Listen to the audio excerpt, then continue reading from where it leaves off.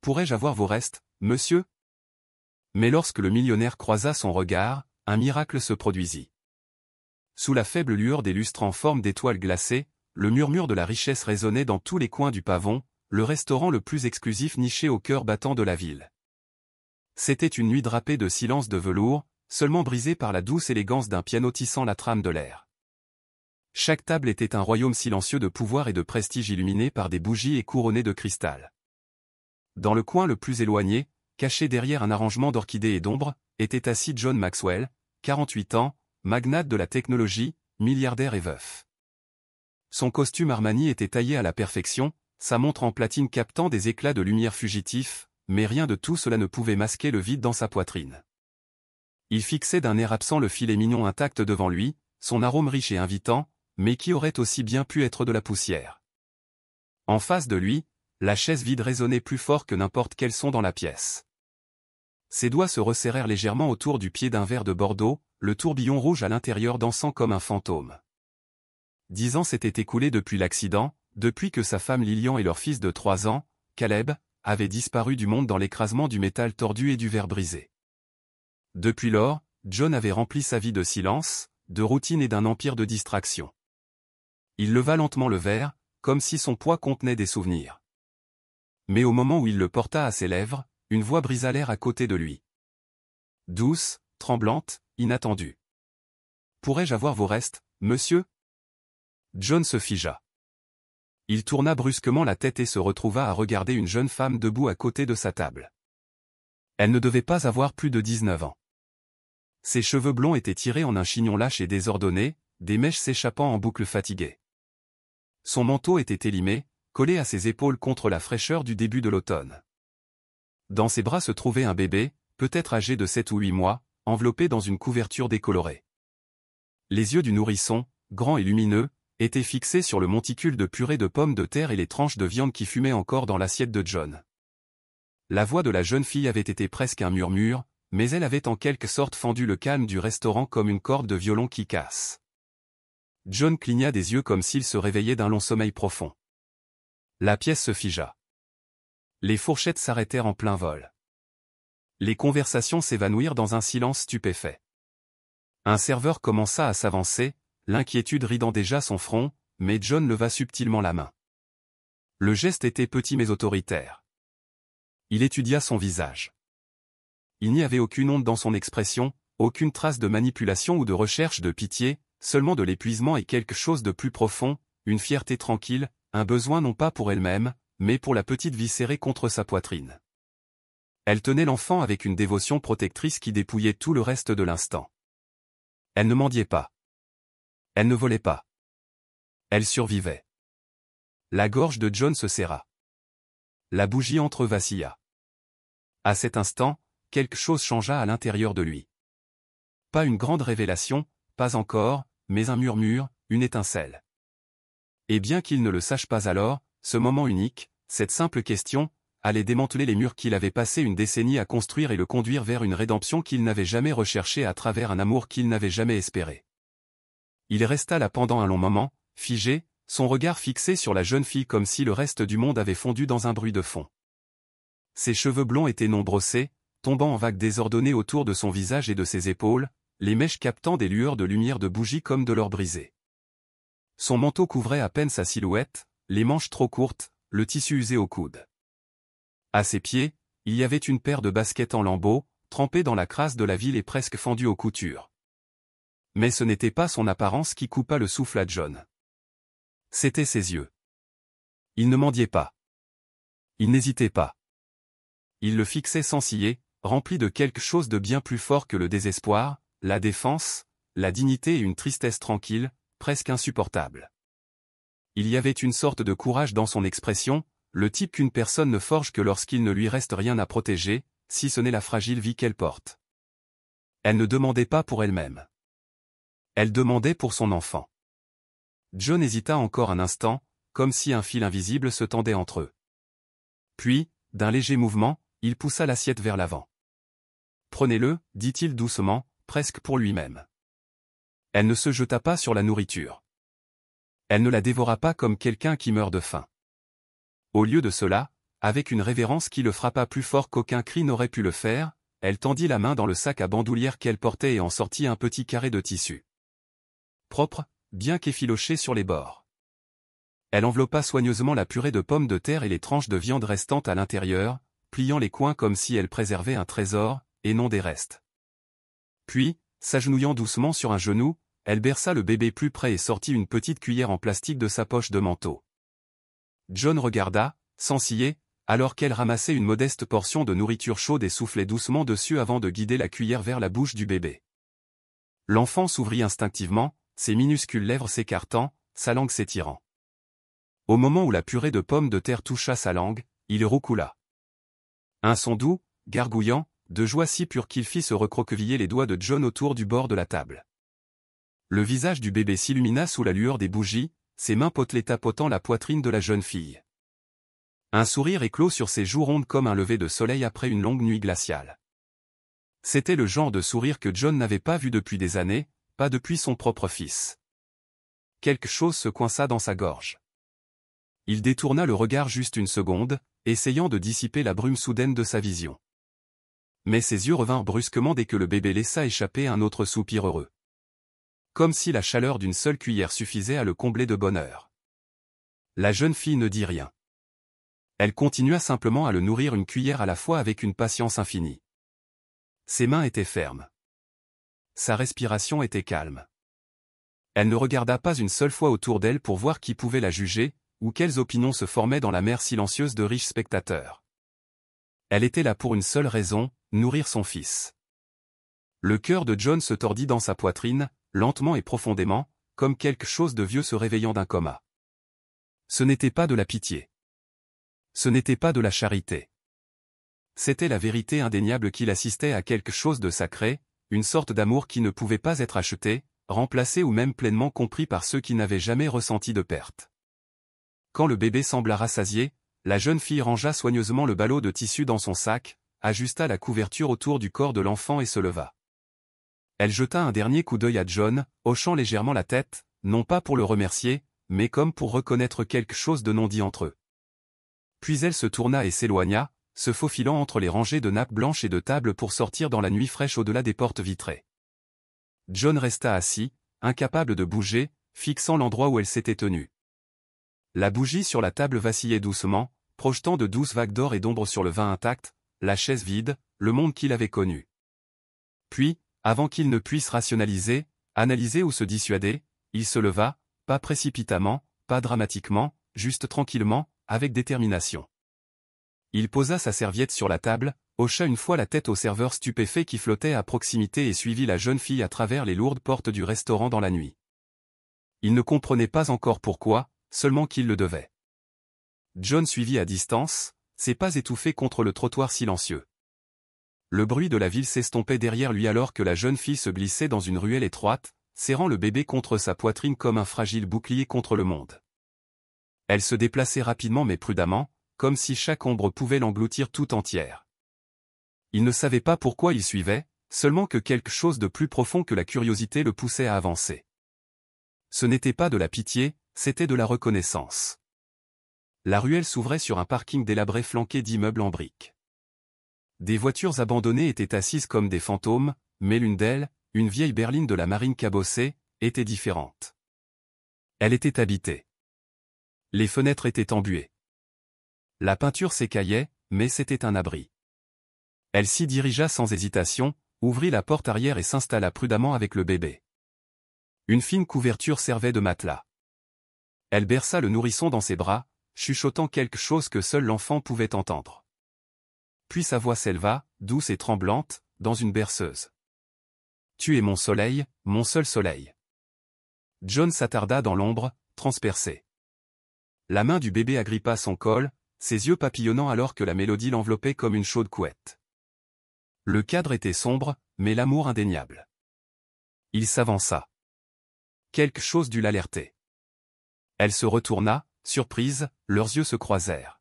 « Je suis désolé, dit-il, les mains levées en signe de paix. Je voulais juste voir si vous alliez bien. Vous m'avez suivi, dit-elle avec méfiance. Oui, je l'ai fait. Elle ne s'enfuit pas. Elle ne pleura pas. Elle le regarda seulement, évaluant l'étranger aux vêtements coûteux. « J'ai vu comment vous avez nourri votre fils, » dit John. « Je n'ai jamais rien vu de pareil. J'avais besoin de comprendre. » Après une pause, elle dit doucement, « Il s'appelle Noah. »« Je suis Emily. »« Noah, » répéta-t-il. « 8 mois ?» Elle hocha la tête.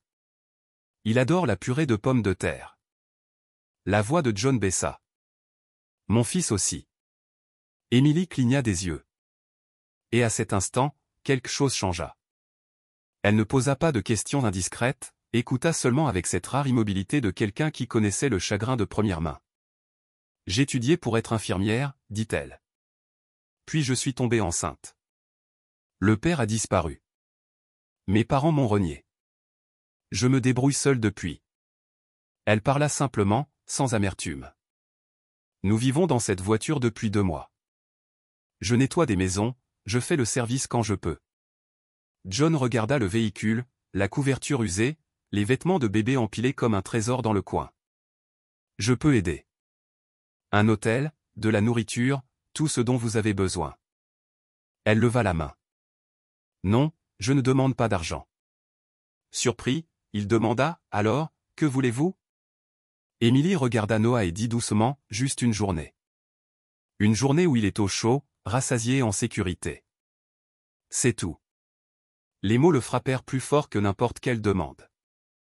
Le lampadaire brillait au-dessus d'eux, projetant une teinte ambrée sur son visage. Dans cette lueur, John vit quelque chose de familier. Ses yeux. Les yeux de sa défunte femme. Pas exactement, mais assez près pour briser quelque chose à l'intérieur de lui. La façon dont Emily serrait son enfant contre elle. La façon dont elle se tenait droite, sans rien d'autre que l'amour comme armure. Cela remua quelque chose en lui, quelque chose qui avait été enterré avec sa femme et son fils. Il recula, soudainement instable. « Merci, » dit-il. Emily fronça les sourcils. « Pourquoi ? » ?»« Pour me rappeler que j'ai encore un cœur. » Elle ne dit rien, serra seulement Noah plus fort, reprenant la berceuse. John resta là un peu plus longtemps, la chanson se faufilant dans la nuit comme une bouée de sauvetage. Et bien qu'Emily ne sourit pas, elle ne ferma pas non plus la porte. Et c'était en quelque sorte tout. À partir de cette nuit, John ne put chasser l'image de la jeune fille aux chaussures cassées et du bébé au sourire de purée de pommes de terre. Peu importe le nombre de courriels qu'il parcourait ou de réunions du conseil d'administration auxquelles il assistait, leur visage restait avec lui. Des rappels silencieux que quelque part dans la même ville où les gens buvaient du vin à $8 000, une mère et un enfant survivaient grâce à la gentillesse et à la résilience seule. Il ne lui reparla plus jamais.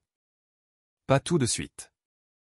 Au lieu de cela, il commença à agir silencieusement et précisément, comme il avait bâti sa fortune. Il avait retrouvé sa voiture, garée derrière un terrain d'église abandonné. Sans s'approcher, sans s'immiscer, il laissa de petits paquets près du véhicule tôt le matin avant le lever du soleil, un bidon de lait maternisé, un paquet de couches, un récipient scellé de soupe faite maison, encore chaude au toucher. Il fit en sorte qu'un pédiatre effectue une visite discrète, prétendant faire partie d'un programme de sensibilisation de l'église. Emily ne savait pas qui l'avait envoyé. Elle ne demanda pas, mais lorsque le médecin partit, elle serra Noah plus longtemps que d'habitude et murmura « Merci » à personne en particulier. Au début, Emily était sceptique. Elle avait appris à survivre en s'attendant à la déception. Mais ces gestes silencieux ne venaient jamais avec des notes, jamais avec des attentes ou des demandes. Personne ne lui demanda de sourire. Personne ne lui demanda d'être reconnaissante. C'était simplement là, stable, doux, réel. Petit à petit, la suspicion laissa place à quelque chose de plus dangereux. L'espoir. Puis, un soir, alors que le froid d'octobre commençait à s'infiltrer plus profondément dans les nuits, la catastrophe frappa. Noah avait été grincheux tout l'après-midi, refusant de manger. Son front était chaud, mais à la tombée de la nuit, il brûlait de fièvre.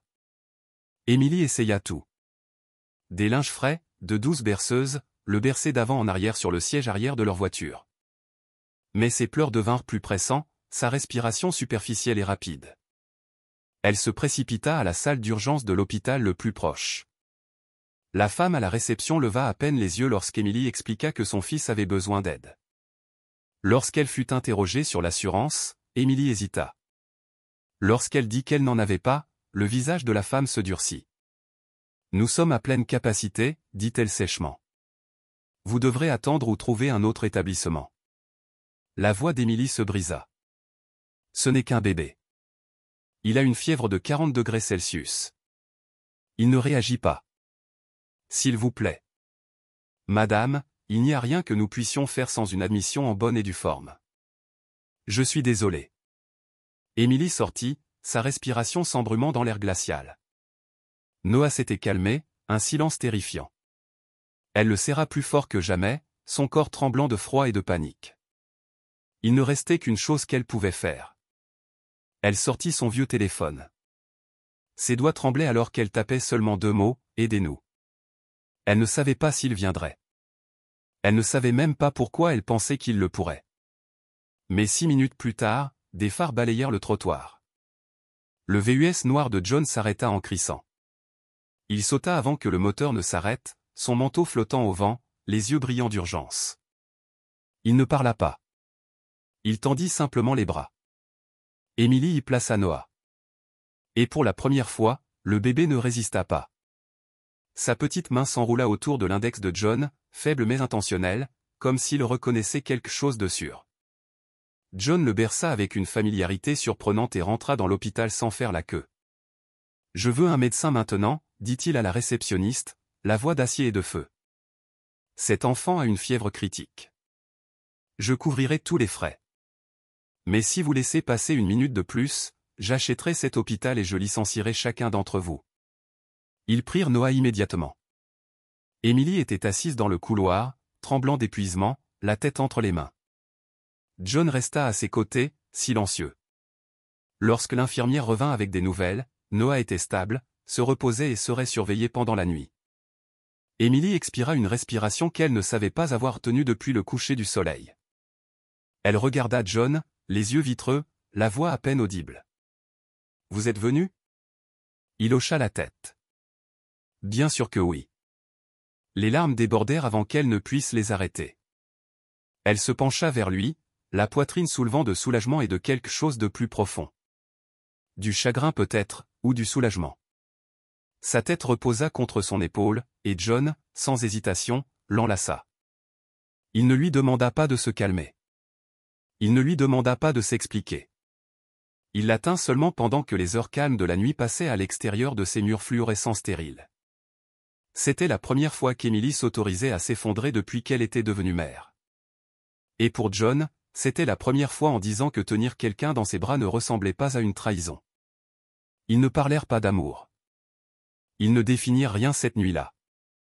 Mais quelque chose changea irrévocablement à cet instant, dans le rythme cardiaque stable de l'homme qui avait autrefois juré de ne plus jamais s'en soucier, et dans la respiration de la jeune fille qui n'avait connu que la survie, non pas parce qu'il l'avait sauvée, mais parce que finalement elle n'avait pas à être forte seule. Tout commença avec une photo, légèrement floue, prise de nuit, de John Maxwell sortant d'une salle d'urgence avec un bébé dans les bras et une jeune femme juste derrière. En quelques heures, elle inonda les médias sociaux, les blogs et les gros titres des tabloïds. Milliardaire de la technologie, sauvetage tard dans la nuit, adolescente mère célibataire et le magnate. L'Internet explosa. L'identité d'Émilie ne resta pas privée longtemps. Un formulaire d'admission à l'hôpital divulgué confirma son nom. Puis vint le commentaire. Des vagues de spéculation, de jugement et de cruauté. Certains louèrent John, le qualifiant de compatissant, de généreux. D'autres furent vicieux. C'est une chercheuse d'or. C'était planifié. Quel genre d'homme se laisse prendre dans une chose pareille?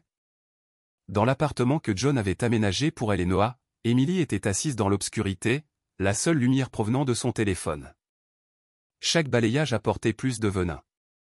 Chaque titre plus de honte. Sa poitrine se serra. Ses mains tremblèrent. Elle éteignit l'écran, craignant que la lumière seule ne touche son fils avec ce même poison. Noah bougea dans son berceau. Elle se leva et posa doucement une main sur sa poitrine, le calmant. Puis elle se rassit au bord du lit et fixa le sol jusqu'au matin. Lorsque John entra, il sut que quelque chose avait changé. La posture d'Émilie était fermée, son expression distante. « Je ne peux pas faire ça », dit-elle. Je ne veux pas que mon fils grandisse dans un scandale. Je ne veux pas qu'il voie des mensonges un jour et se demande s'ils sont vrais. John s'assit à côté d'elle. Tu n'as rien fait de mal, dit-il doucement. Noah non plus. Elle secoua la tête. Les gens s'en fichent.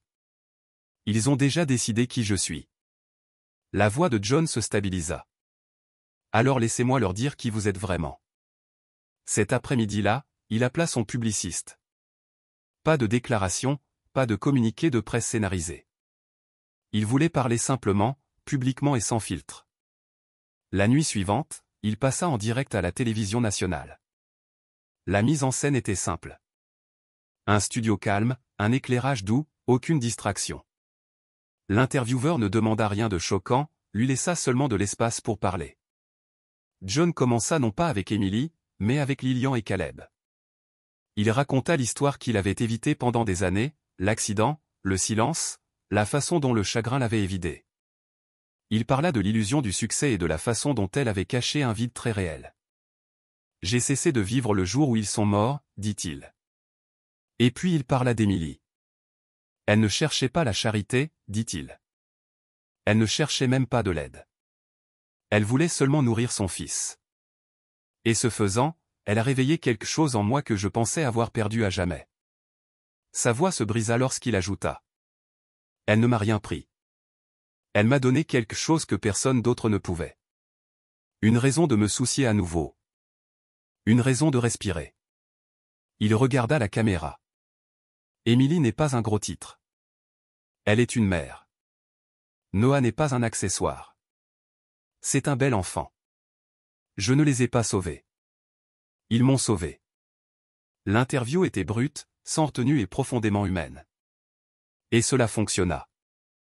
Le lendemain matin, la situation changea. Les conversations en ligne changèrent. Les gens commencèrent à la défendre. Des mères partagèrent leurs histoires. Maternité seule, pauvreté, jugement. Des infirmières prirent la parole, expliquant combien de filles comme Emily passaient entre les mailles du filet. Des dons commencèrent à affluer dans les refuges. Une mère du Kansas créa un fonds communautaire pour les femmes comme Emily.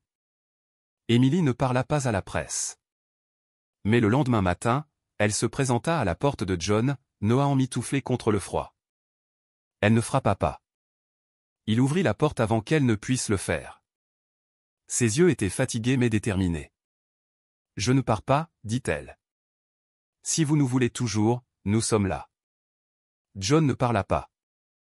Il s'écarta, les laissa entrer et, pour la première fois depuis des années, il sentit quelque chose changer, de façon permanente et paisible. Une porte, non seulement dans sa maison, mais dans son cœur, s'ouvrit. Une famille, inattendue et non scénarisée, avait commencé. L'appartement que John loua pour eux n'était rien d'extravagant, modeste selon ses normes, mais chaleureux, ensoleillé et calme. Il avait 2 chambres à coucher, des murs gris doux et des fenêtres qui captaient la lumière du matin juste comme il faut. Emily emménagea avec seulement 2 sacs de sport, un porte-bébé et le poids de quelqu'un à qui on n'avait jamais donné un endroit sûr pour expirer. Mais en une semaine, cet espace commença à sembler habité. Des photos colorées par Noah scotchées au réfrigérateur, de petites chaussettes drapées sur le radiateur, le parfum de la lotion pour bébé et des berceuses planant dans l'air. Ils ne discutèrent jamais de ce qu'ils étaient l'un pour l'autre. Pas au début. Il n'y avait pas de déclaration, pas d'étiquette, pas d'échéancier. Ils vivaient simplement ensemble. John visitait tous les matins. Au début, c'était sous le prétexte de prendre des nouvelles, d'apporter des provisions ou un paquet de couches, mais cela devint bientôt une routine. Il frappait, entrait, et Noah s'illuminait de reconnaissance, rebondissant dans son berceau au son de la porte. Emily avait déjà préparé le café, ses cheveux tirés dans ce même chignon lâche et gracieux, et ils partageaient des histoires du petit déjeuner. John apprit comment tenir un biberon au bon angle, comment réchauffer le lait sans le surchauffer, comment changer une couche maladroitement au début, puis avec une confiance qui le surprit même lui. Il mémorisa le rythme des pleurs de Noah, comprit la différence entre la faim et l'inconfort, la fatigue et la frustration. Un après-midi, alors qu'il berçait Noah pour qu'il s'endorme, la petite main du bébé agrippée à sa chemise, John réalisa quelque chose de simple mais de sismique. Il ne voulait pas partir. Pas après la sieste, pas après l'heure suivante. Il voulait rester. Émilie le remarqua aussi. La façon dont John s'attardait, comment il écoutait les babillages de Noah comme s'il s'agissait de symphonie. Il n'essaya jamais d'impressionner ou de contrôler. Il se présenta simplement jour après jour avec des mains tranquilles et des yeux qui avaient autrefois été creux, mais qui se remplissaient maintenant lentement de lumière. Elle n'avait jamais connu d'amour qui ne demandait rien en retour. Mais elle n'avait jamais connu d'homme qui soit simplement présent. Pas pour la réparer, pas pour s'approprier son histoire, mais pour marcher à ses côtés. Dans les heures douces entre les tétés et les bains, une nouvelle sorte de connexion se forma. Ce n'était pas le genre d'amour ardent que le monde romantisait. C'était plus lent, plus profond, né non pas de la passion, mais de la persévérance. Un soir, après que Noah se fut finalement endormi, Emily et John étaient assis sur le balcon en silence, une couverture drapée entre eux. La ville en contrebas scintillait d'or et de bleu, mais aucun d'eux ne regarda vers le bas. John se tourna vers elle, sa voix douce. Lorsque j'ai perdu Lilian et Caleb, j'ai pensé que cette partie de moi était morte avec eux, la partie qui voulait se soucier, appartenir, être nécessaire. Émilie le regarda, les yeux brillants au clair de lune. « Vous ne l'avez pas perdu, murmura-t-elle. Elle a simplement attendu. Ils ne s'embrassèrent pas cette nuit-là. Ils n'avaient pas à le faire. L'instant s'étira entre eux comme une promesse, non prononcée, mais profondément comprise. Et à cet instant, Émilie sourit. Pas le genre de sourire qu'elle donnait aux infirmières par politesse ou à Noah par réflexe. Celui-ci était juste pour lui. Plein et rare. Pour la première fois depuis des années, John lui rendit son sourire. Un vrai sourire, tranquille, adouci par la guérison, illuminé de l'intérieur. Ils n'étaient pas encore amants. Ils n'étaient pas encore une famille de noms, mais ils étaient quelque chose de plus fort. Deux personnes qui avaient été brisées par la perte et qui avaient trouvé l'une dans l'autre le lent et constant commencement d'un foyer. Elle arriva un après-midi dans une simple enveloppe blanche, coincée sous la porte de l'appartement comme une rafale de vent inattendue. Émilie la fixa longuement avant de l'ouvrir, ses mains tremblant légèrement alors qu'elle dépliait la lettre à l'intérieur. L'écriture était familière, serrée, soignée et indubitablement celle de sa mère. Il n'y avait que quelques lignes, pas de grande excuse, pas de prière dramatique, seulement de simples mots écrits à l'encre qui semblaient appuyer trop fort sur la page. S'il y a encore une chance de connaître mon petit-fils, j'aimerais essayer. Émilie resta assise à la table de la cuisine pendant plus d'une heure. La lettre se froissa doucement dans ses mains alors que Noah jouait à proximité avec sa pile de blocs colorés. Elle ne pleura pas. Elle ne se mit pas en colère. Mais le silence qui emplit la pièce était assez épais pour suffoquer. Lorsque John arriva ce soir-là, il la trouva au même endroit. Elle a écrit, dit Émilie doucement sans lever les yeux. Il s'approcha, ramassa la lettre et la lut. Puis il la posa et s'assit à côté d'elle. « À quoi pensez-vous » demanda-t-il. « Je ne sais pas, admit-elle. Cela fait presque 2 ans qu'ils ne m'ont pas parlé. Depuis qu'ils m'ont dit que je n'étais plus leur fille. » John hocha lentement la tête. « Vous ne leur devez rien. » Émilie se tourna vers lui, les yeux voilés d'incertitude. « Mais Noah, ne mérite-t-il pas de savoir d'où il vient, même si c'est brisé ?» John fit une pause, choisissant ses mots avec soin. « Ne le laissez pas grandir avec le même vide que vous avez eu. Laissez-lui avoir la chance de pardonner ou non, mais laissez-le choisir. » 3 jours plus tard, ils se rendirent dans la ville qu'Émilie appelait autrefois chez elle. Une étendue somnolente de collines verdoyantes et de routes étroites où chaque visage semblait se souvenir du passé un peu trop bien. La maison de ses parents se dressait au bout d'une allée de gravier, la peinture blanche légèrement décolorée, la balançoire du porche craquant encore dans le vent. Émilie resta dehors pendant plusieurs longs moments, Noah sur sa hanche, ses minuscules mains agrippant son pull. John se tenait légèrement derrière elle, offrant un soutien silencieux, mais la laissant diriger. La porte d'entrée s'ouvrit lentement. Une femme sortit. La cinquantaine, des traits aigus adoucis par le temps et le chagrin. La mère d'Émilie. Pendant un instant, personne ne bougea. Puis, avec une respiration tremblante, sa mère s'avança. Ses yeux se posèrent sur Noah, puis sur Émilie, et se remplirent instantanément de larmes. « Je n'étais pas forte, murmura-t-elle, sa voix se brisant. J'avais peur de ce que les gens penseraient. De perdre la version de vous que je pensais avoir élevée, et je vous ai perdu de toute façon. Émilie ne dit rien. Ses lèvres s'entr'ouvrirent légèrement, sa mâchoire se resserrant. Son père apparut derrière sa mère, plus âgée qu'elle ne se souvenait, ses mains croisées nerveusement devant lui. Il regarda son petit-fils comme s'il voyait quelque chose de sacré. Noah tendit la main, ne connaissant pas l'histoire, ne s'en souciant pas, juste curieux. Et cela brisa en quelque sorte tout. Sa mère s'effondra, s'avançant, les bras ouverts, mais incertaine. Puis-je le tenir? Émilie hésita seulement un instant. Puis, lentement, elle plaça Noah dans les bras de sa mère. La femme plus âgée le serra contre elle comme si elle essayait de retenir le temps lui-même. Elle sanglota doucement, chuchotant des choses au garçon qui la regardait avec un émerveillement innocent. John regarda de côté, la poitrine serrée. Il ne faisait pas partie de ce moment, mais il était témoin de sa puissance. Lorsqu'Émilie s'avança finalement et enlaça sa mère, le porche sembla respirer. Le passé n'avait pas disparu, mais il avait été adouci. Le pardon n'était pas un coup de foudre. C'était un lever de soleil. Cet après-midi-là, les 3 générations s'assirent autour de la vieille table de la cuisine où Émilie mangeait autrefois des céréales avant l'école. Sa mère servit du thé. Son père fit rebondir doucement Noah sur son genou. Et pour la première fois depuis des années, il y eut des rires dans cette maison. Émilie croisa le regard de John de l'autre côté de la pièce, et il sourit. Elle murmura 2 mots simples. « Merci. » Il secoua la tête, souriant en retour. « Non, » murmura-t-il pour lui-même, à peine audible. « Merci d'être rentré à la maison. » 1 an plus tard, le monde avait changé, mais seulement de la manière qui comptait. Le bruit avait disparu. Les manchettes avaient disparu. À leur place, il y avait quelque chose de beaucoup plus silencieux, de beaucoup plus puissant, une vie.